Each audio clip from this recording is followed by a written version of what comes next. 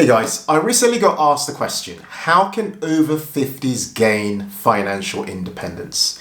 This question was asked in our comments here on our YouTube channel, and I thought, you know what, it's about time we made a video to tackle how people in their 50s and beyond can actually aim for financial independence. We've made previous videos for people in their 20s, millennials and so on, people in their 40s and so on can relate to, but today's video is focused for people in their 50s. And if you are younger than your 50s, you will learn a lot from actually watching today's video. Now, I can relate to this journey of that people have, this question people have if they, by being in their 50s. I can relate to this a lot because I've learned from my own parents by watching their own journey of trying to become financially independent. I've talked to you guys a lot on this channel about my mum, who emigrated to the UK in her mid-40s. And started from ground zero, but became financially independent by her early 60s. So a lot of her wealth building journey actually happened in her 50s. So for today's video, I want to just unpack how I would think about it. Today's video is completely unscripted. I've just written some notes on my notepad. So I'm going to be looking at it and just talking to you about it. And I did it over my lunch whilst I was just thinking about how I would talk about and share ideas for today's video. So I'm going to just walk through how I would process today's video if I was in your shoes today.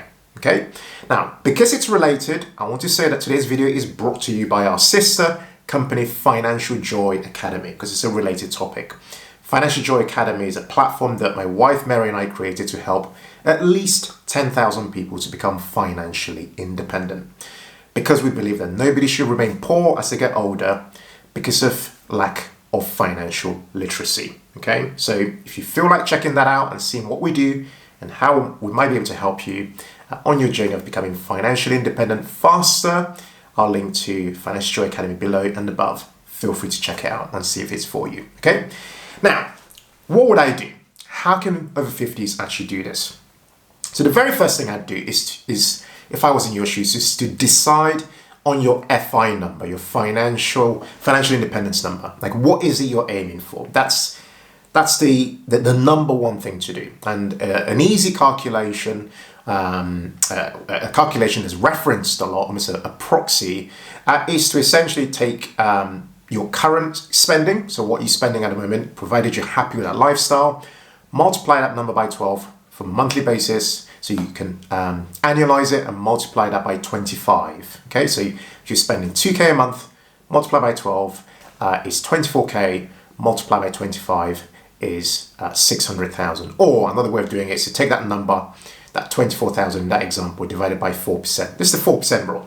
Or another way you look at it is all simple maths, but it's to try and assess what level of income you need to essentially cover your ongoing monthly expenses. Because in your 50s, financial independence would be all about to what extent income from some source, a source could be pensions and so on, could be assets, to what extent that income can cover your ongoing monthly expenses. So first of all, establish the number. That's step one. What is it you're aiming for?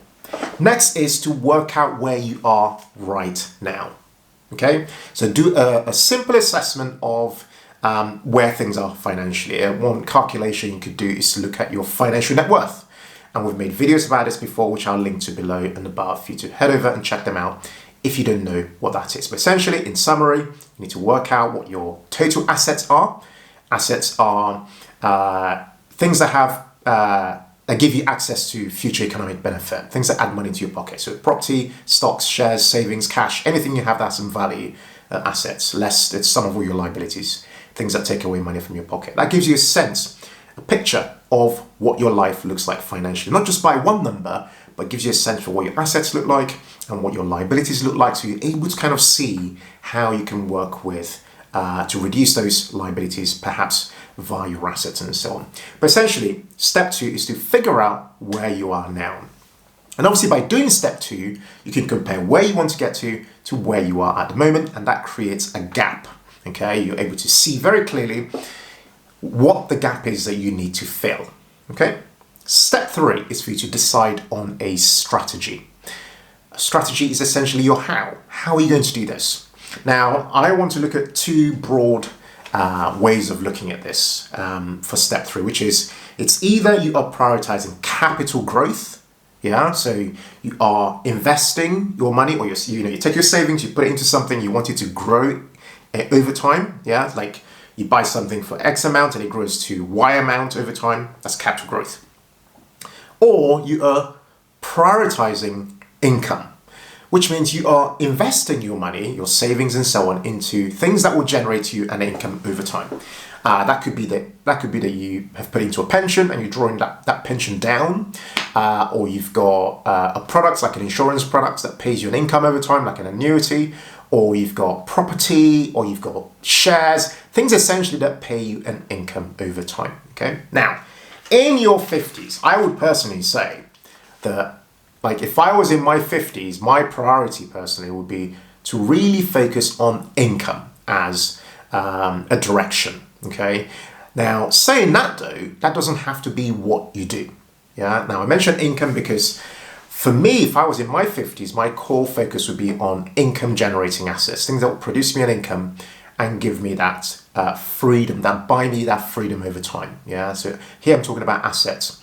However, people are living longer. You know, the average world age is, I believe, around the age of 72. So if you're in your 50s, you could argue that, you know what, you've got many years ahead of you and things could potentially, you need to be working for much longer. You'll be around for much longer. So investing for capital appreciation over time is actually not a bad idea. But what you really want ideally is a bit of both. Okay, but given, like, I don't know, your personal circumstances, you know, I'm doing today's video on a step-by-step basis, so you can take some things from it and kind of apply to your circumstances. Normally, I'd be coaching you, I'd be, looking at the personal details of your life, or I'd be chatting to you, as I mentioned earlier, inside of our sister company, Financial Joy Academy, and really understanding, as we do every week, really understanding what your situation is. But, I'll share what I can so you can apply it. But essentially, you want to decide whether it's capital or income. Next is step 4 is to create a plan. Okay? Everything requires a plan, because without it, you've just got wishes, and wishes don't get you anywhere. So what do I mean here? So what I want to do at this stage of the video is to walk through various options that you could explore. Okay? So number 1 is stock market investing. We talk about it all the time on this channel. However, what I would say though is that with stock market investing, in fact, before I even go into the various things, I want to just say that when it comes to a plan and when you're in your 50s, what you really want to focus on here is on taking some risks. Yeah, here, because like in your 50s, and I've watched my mum and my dad do this. In your 50s, you've acquired a lot of experience over time. I personally think that stage of your life is actually a pretty important stage to take some calculated risks. So as I mentioned the various elements of the plan just now, just think about how you can take what I'm sharing and approach it very differently. By that I mean, not just do what the average person does on the street, but actually think, how can I take this idea and do a bit more to get to my results a bit quicker. Okay, so look at stock market investing, for example. You can obviously invest in stock market for capital or income, as I mentioned. If you went down the income option, what you'd be doing there is focusing on dividend income investing. You'd be investing in essentially companies that prioritize paying you a dividend rather than giving you capital appreciation over time. The disadvantage of doing that is that you need a fair bit of money over time for that dividend yield that you're generating to become substantial. It take a while, but it's a tried and tested path towards creating a reliable income over time. The alternative is that you invest for capital from a stock market perspective, but you give yourself a longer term horizon. Let's say you're the age of 51, for example, and you say, do you know what? I know I can access my pensions early. I want to start to invest, and then my thing is to try and maybe become financially independent in 10 years, in my early 60s. So you might focus on capital appreciation, for example, and literally put all your money into equities rather than kind of put some of it in bonds, which is completely fine because bonds help to reduce the strength of the risk element that equities have. So you might decide to do that and focus on letting your money work hard because you've got that 10-year horizon. Essentially, what I'm saying here from a stock market perspective is that your attitude to risk matters. Yeah, if you're someone who's open to risk, then I'd personally put my money into equities And, obviously at the time of making this video, stock markets keep declining and falling. And there's a lot of people have uncertainties around the stock market. But in 10 years, it will matter a lot that you actually put your money in now and invest it, because, various companies. In fact, I saw the other day, Amazon in one day fell more than 20%, which is just totally nuts when you think about it. So there's a lot of opportunity for the person who's thinking long term, who's in their 50s, and long term could be like in the next decade or so. Okay. Now, obviously, I mentioned dividend income investing, but tied to that is the traditional types of investments. We talk about the passive trackers, your index funds and ETFs. Those are focused on giving you that capital appreciation over time. But if your thing is income, you want to try and prioritize dividend income investing. Now, as far as stock market investing is concerned, in your 50s, the account you invest in really matter. And I would personally prioritize the pension, because in your 50s, you have access to your pension anyway. So by that, here, what I'm really saying here is max out everything you can from your employer. Get as much of that free money as you can. If they are if they give you the option to match contributions in your company that you work for, take every bit of free money that you can.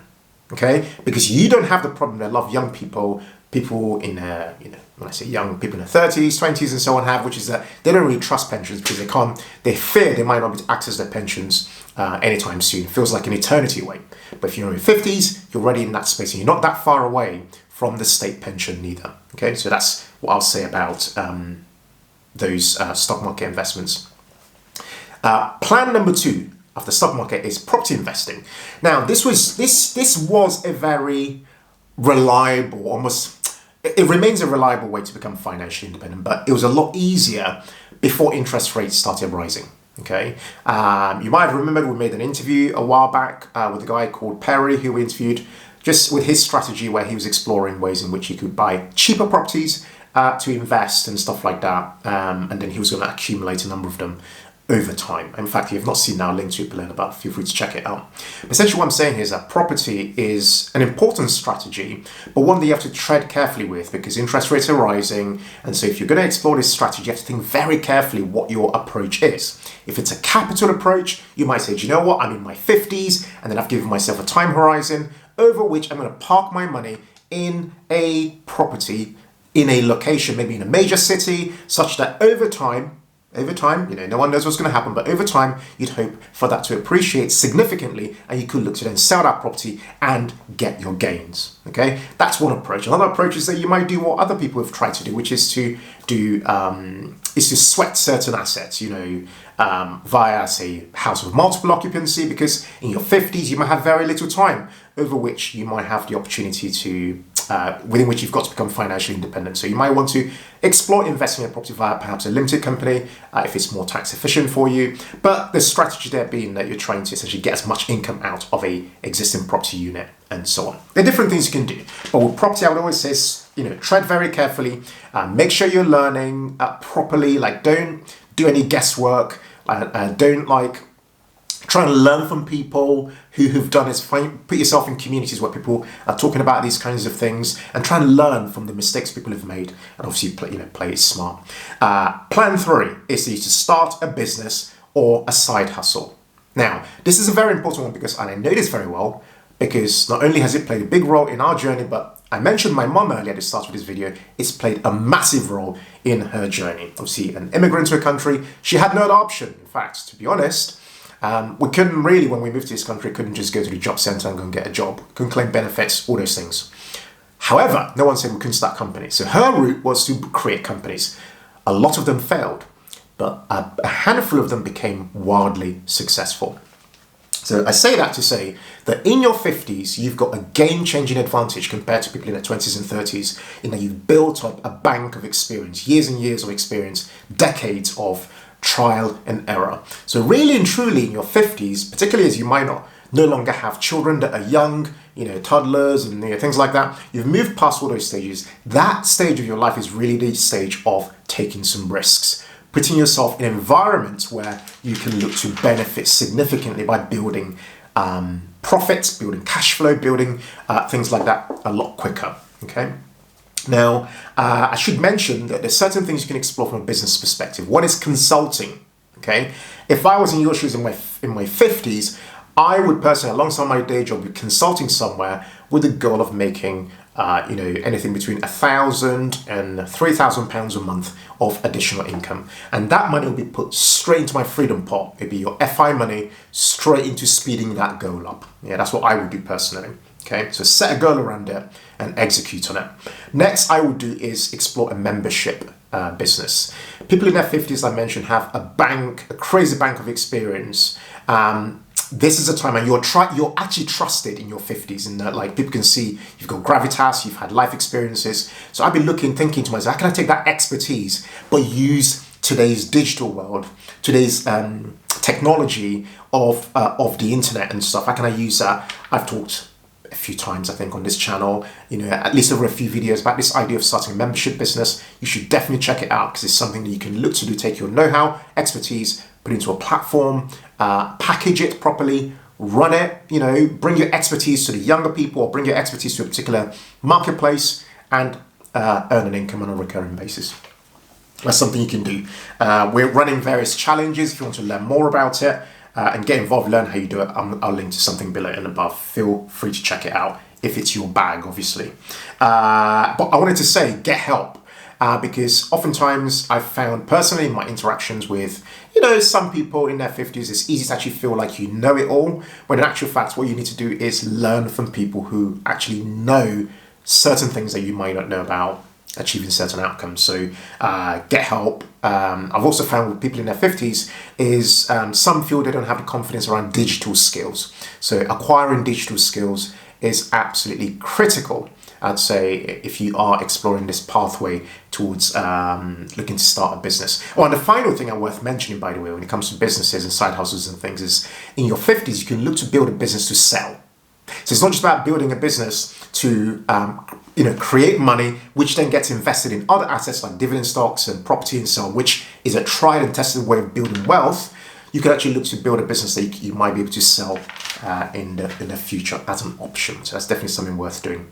And that's plan 3. Plan 4 is career maximization. This goes without saying, you're well versed in this area. If you're in your 50s, you've had years and years of career building. So here, what I'm really saying here is maximize that career. Like, get everything you can out of there, whether it's your pension matching, like I mentioned before, whether it's you negotiating bonuses, whether it's you negotiating equity, minority equity in your business you're working for, whatever it is, you want to be focusing here on getting as much as you can out of that business. And Mary asked me to make this point actually around professional development. Get as much as you can from your existing workplace. Don't feel like it's too late for you, because it's not.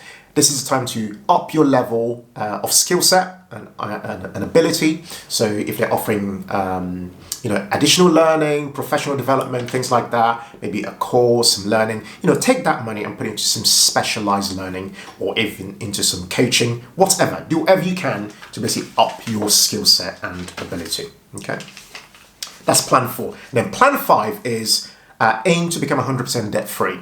Now, you will know if you've been watching our channel that a big pathway that Mary and I followed is on focusing on getting rid of all our debts. And that will play an even bigger role when Mary and I get to our 50s.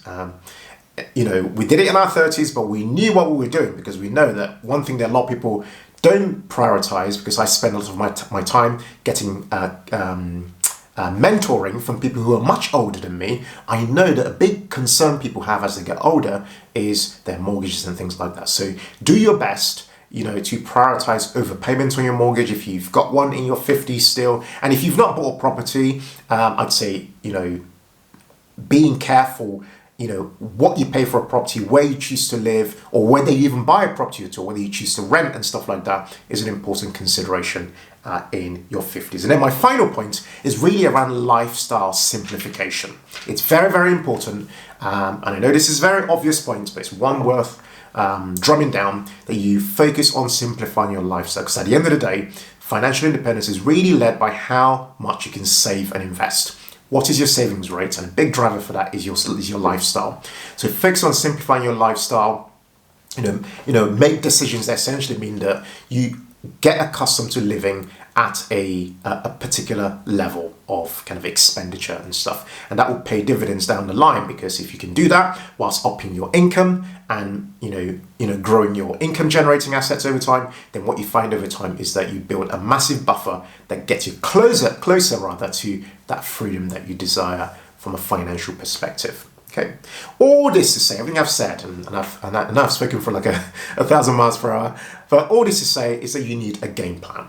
Okay, don't just watch these videos and just consume them like you're watching Netflix. You need a game plan. You need to take some risks. You need to put yourself in environments where you get nurtured, you get accountability, you hang around people who are of a similar mindset. Find those places. I've said here, if I had to summarize everything I'm saying, is simplify your lifestyle that increases your savings rate, pay off your debts and look to earn more, invest in income generating assets.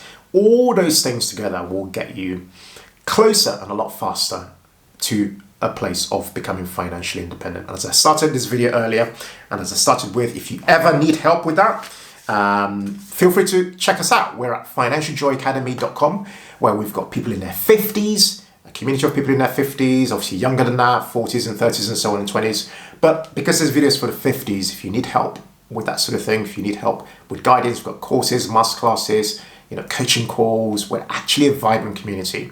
And I'm sure in this video, we'll have various people in that community jump in the comments and let you know what that's about. If you're interested, again, I'll link to it below and above. Okay. Thank you guys so much for watching today's video. If you've got any questions related to this topic of becoming financially free, financially independent in your 50s, or how people in their 50s can aim to become financially independent, please feel free to let me know. I'll be in the comments available to answer any questions. Okay. Other than that, thank you so much for watching. And if you found this video useful, I'd really appreciate it if you shared it with just one other person who would also find it useful and get value from it as well. All right. Much love and see you on our next video. Take care, people, and bye for now.